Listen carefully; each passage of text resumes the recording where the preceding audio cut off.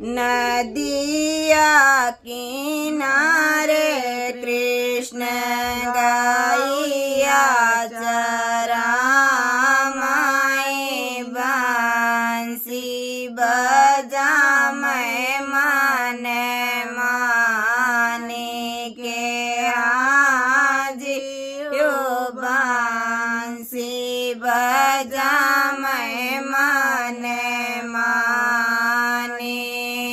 नदिया किनारे कृष्ण गौआ चरामाए बांसी बजा मैं माने माने के हाजिर बांसी बजा माने माने बांसी के धुन सुने राधाया कुलाने चला सखी जल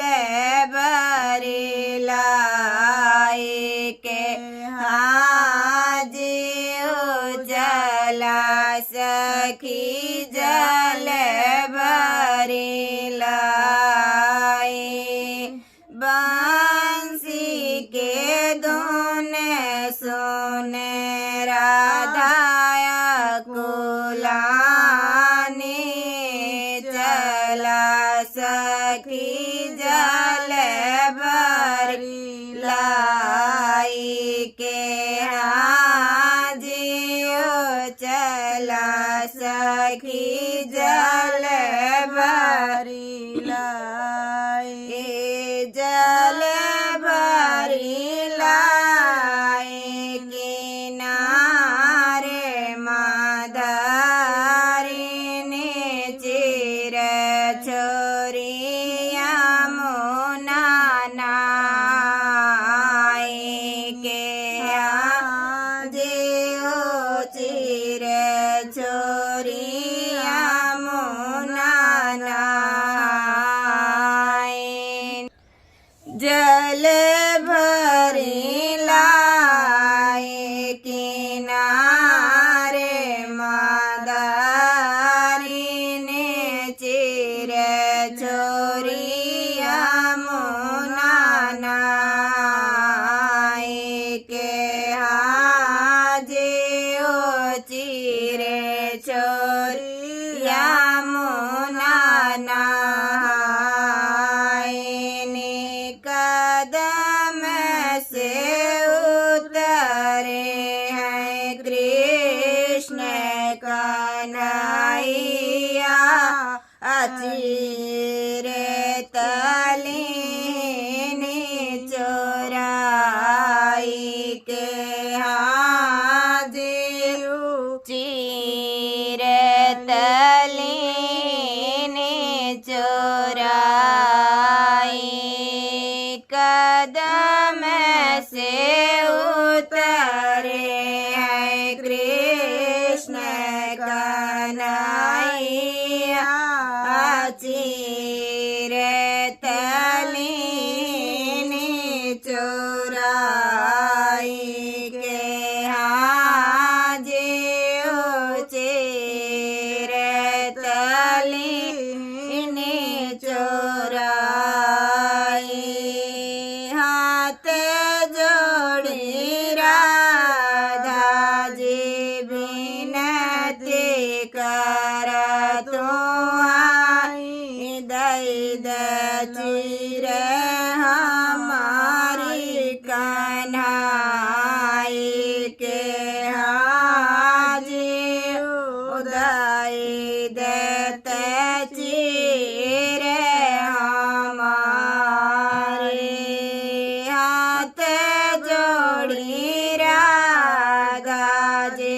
विनती कर तुम्हारी दई देते चिर हमारी के हाजे उदय देते चिर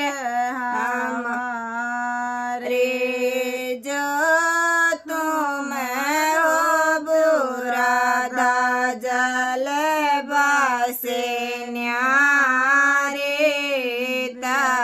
भाई देव